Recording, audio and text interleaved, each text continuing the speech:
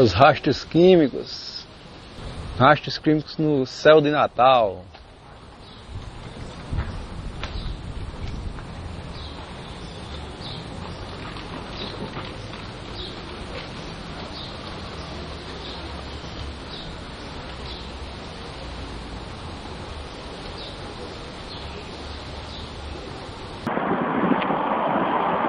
Sabe cuidar?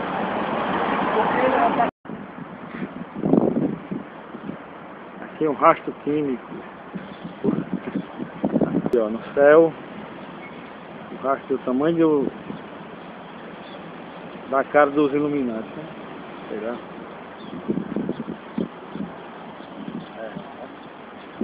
Um rastro químico em Natal.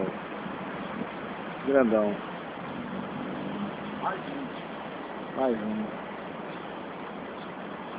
In Arizona, and the skies always had little fluffy clouds in them, and they were long and clear, and there were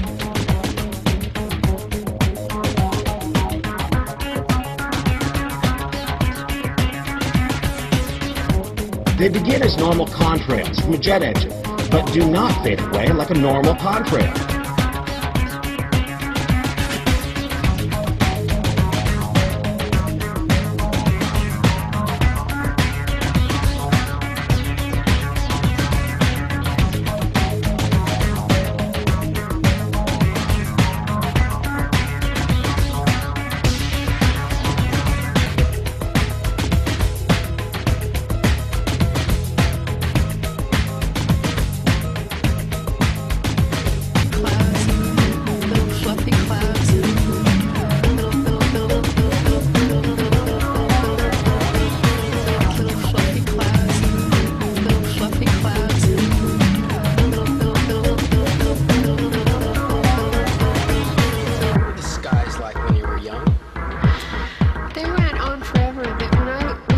Arizona, and the skies always had little, when it would rain, it would alter.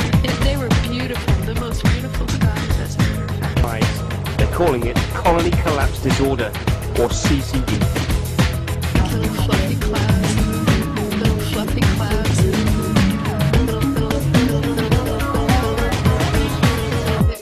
We lived in Arizona, and the skies always had little fluffy clouds in them, and they were long and clear, and there were lots of stuff.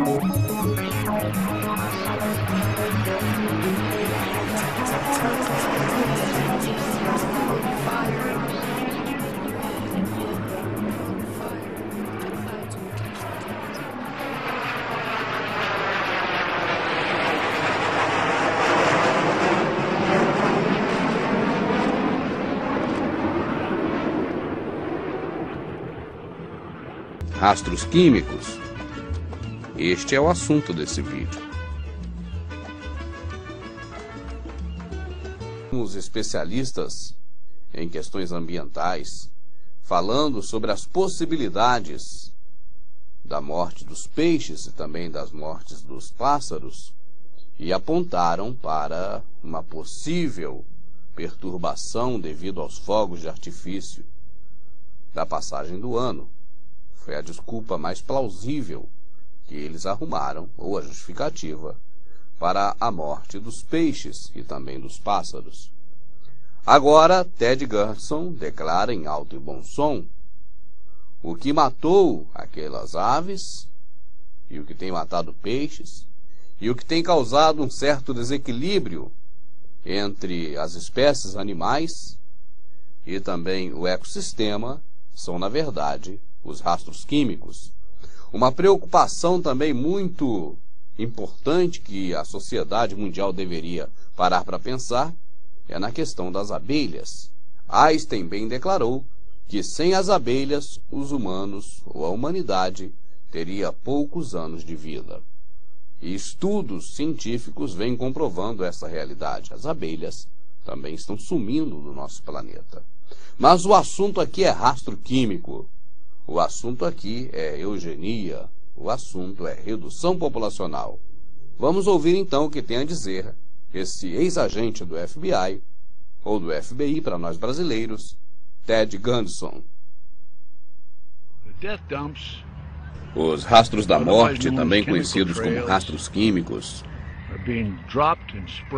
estão sendo pulverizados nos Estados Unidos, na Inglaterra, Escócia, Irlanda, norte da Europa. E eu próprio o vi não apenas nos Estados Unidos, mas também no México e no Canadá. Aves estão morrendo ao redor do mundo. Peixes morrem aos milhares ao redor do mundo. Isso é genocídio. Isso é veneno. Isso é assassinato. Orquestrado pelas Nações Unidas. Este elemento que está fazendo isso dentro da nossa sociedade tem que ser parado. Eu sei de 2 localidades onde estes aviões estão, de onde jogam essa porcaria sobre nós. 4 dos aviões são da Força da Guarda Nacional Aérea em Lincoln, Nebraska. E outros estão em Fort Sill, no Oklahoma. Eu pessoalmente vi os aviões, estavam parados em Lincoln, Nebraska, nas instalações da Guarda Aérea Nacional. Não tem siglas de identificação. São aviões enormes, como bombardeiros. Isso é um crime, crime contra a humanidade. Crime contra os Estados Unidos. Crime contra o cidadão deste grande país. O que há de errado com os pilotos que conduzem esses aviões? Eles jogam essa porcaria de veneno em cima de suas próprias famílias. Alguém precisa fazer alguma coisa. Alguém no Congresso tem que se mobilizar e travar isso agora. Obrigado, eu sou Ted Gunson.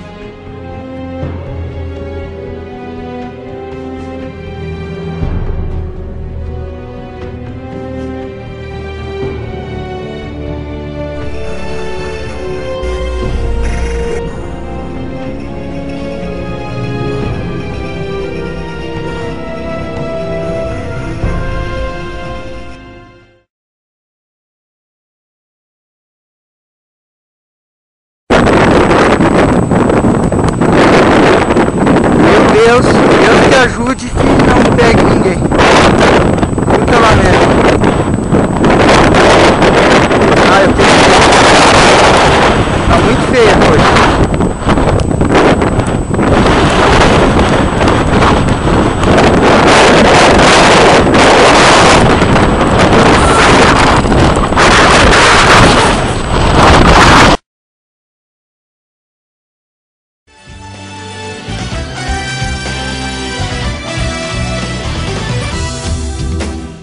Olá, boa noite. Nós voltamos com informações ao vivo sobre o tremor de terra que atingiu São Paulo na noite desta terça-feira. O tremor teria começado por volta das 9 horas da noite. Muitos moradores de vários bairros da região e até de regiões como Santos, Ribeirão Preto sentiram esse tremor. O tremor teria acontecido a cerca de 270 quilômetros de Santos e teria atingido 5,2 graus na escala Richter. Ele foi sentido em várias cidades do estado, como eu falei agora há pouco. A ligação dos bombeiros não para, são cerca de 400 chamadas.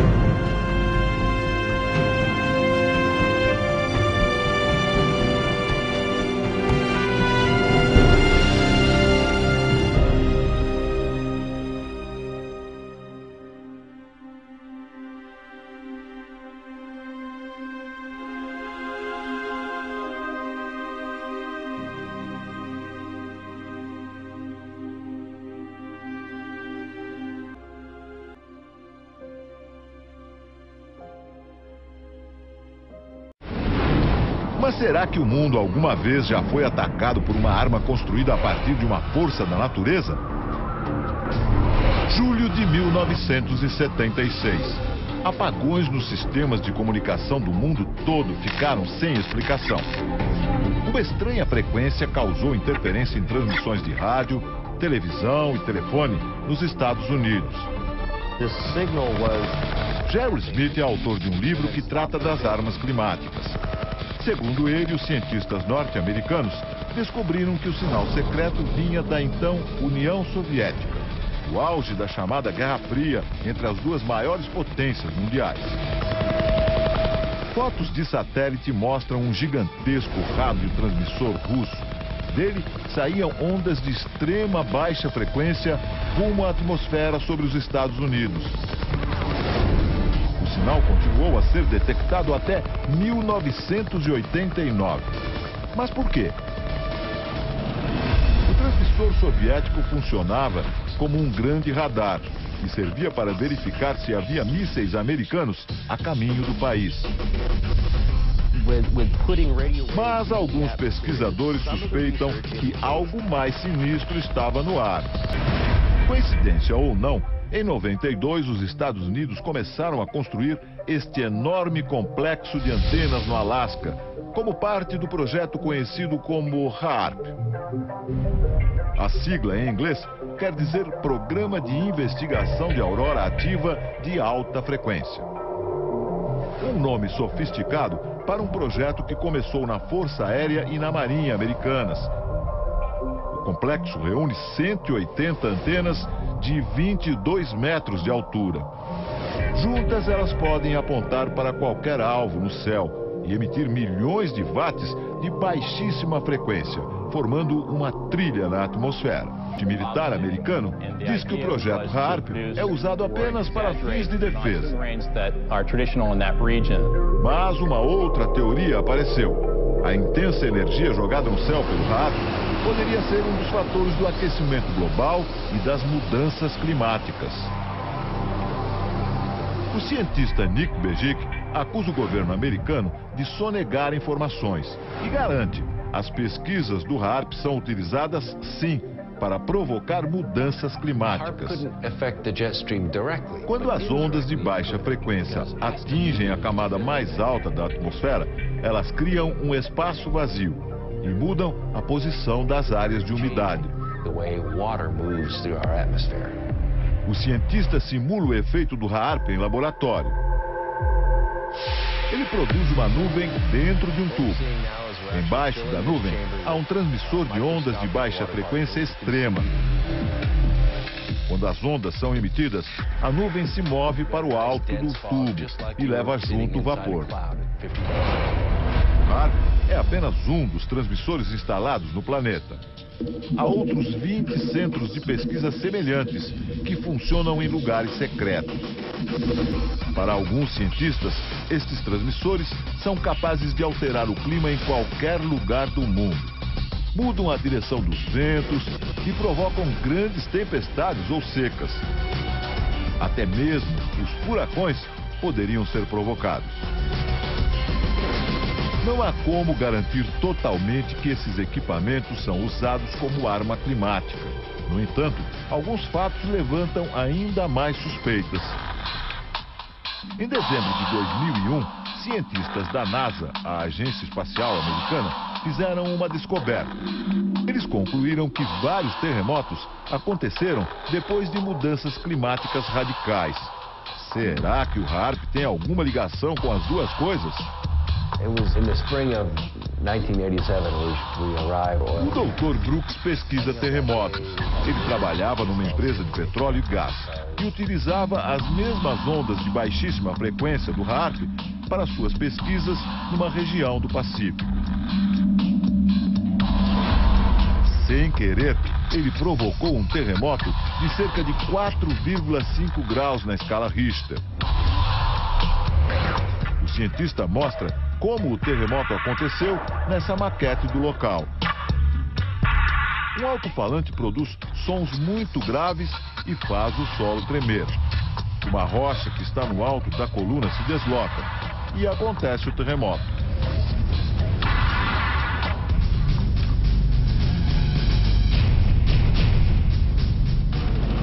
Várias teorias afirmam que o HAARP é responsável por terremotos em territórios inimigos dos Estados Unidos, como o Irã e o Afeganistão. Alguns afirmam também que o HAARP está ligado a um estranho fenômeno que ocorre no céu. Nos últimos anos, estranhas formações de nuvens aparecem nos céus do mundo e continuam aparecendo. Parecem apenas jatos de fumaça deixados por aviões, só que eles permanecem no céu por muito mais tempo. Às vezes por algumas horas, às vezes por dias, e formam nuvens artificiais. Nuvens que alguns pesquisadores chamam de rastros químicos. Chemtrails are deliberately sprayed by high-flying. William Thomas é autor de um livro sobre o assunto. A teoria dele é que esses rastros químicos são utilizados em conjunto com a HAARP.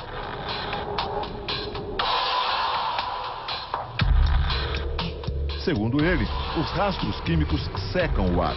E o resultado de uma atmosfera sem umidade é o surgimento de secas.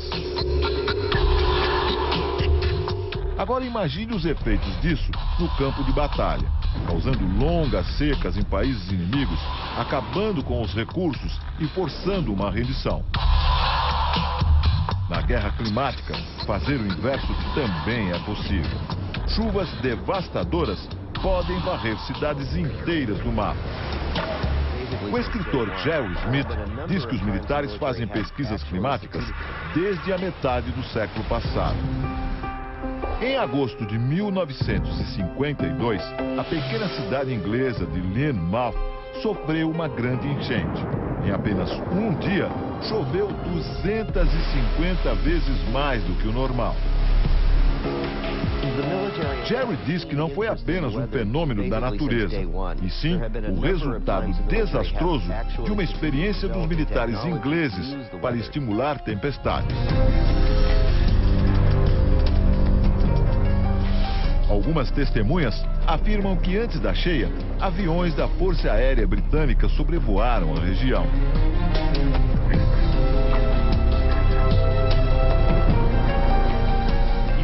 Nick Pope afirma que há relatos de que os aviões faziam manobras estranhas e lançavam produtos químicos no ar, e que muitos documentos dessa operação desapareceram dos arquivos.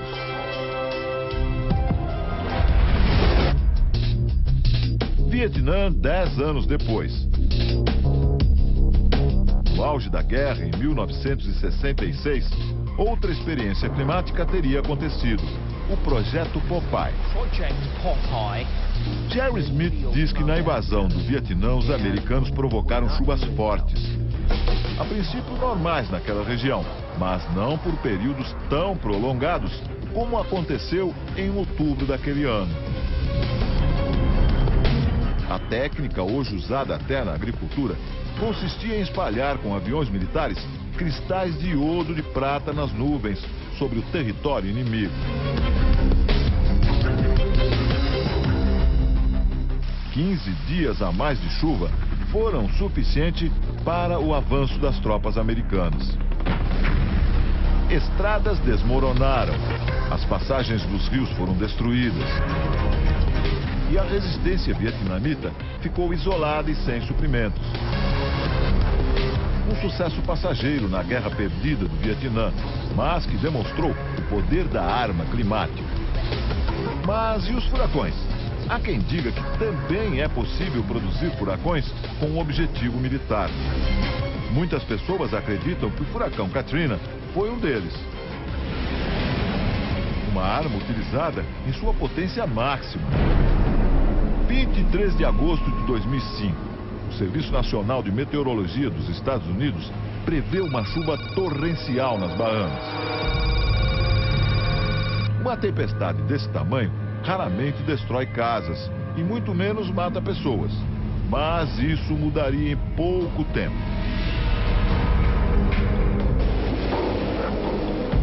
O furacão Katrina se tornou um dos maiores desastres na história dos Estados Unidos. 1.800 pessoas morreram. E o governo gastou o equivalente a mais de 160 bilhões de reais para reconstruir a região.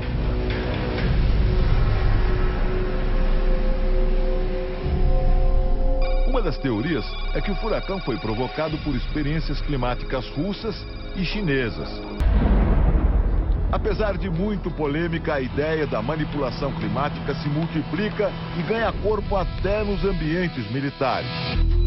A Força Aérea dos Estados Unidos admite que pretende ter armas climáticas para uso militar até 2025. O escritor Jerry Smith diz que as grandes potências, assim como em outras épocas, correm para dominar essas tecnologias. Ele exemplifica. Uma guerra climática, o país que controlar a direção dos ventos poderia condenar outro a uma seca prolongada ou a uma nova era glacial. Sem exércitos, sem tanques ou bombas atômicas, em lugar disso, raios destruidores. Chuvas torrenciais, terremotos e ondas gigantes. No futuro, quem controlar o clima será dono do planeta.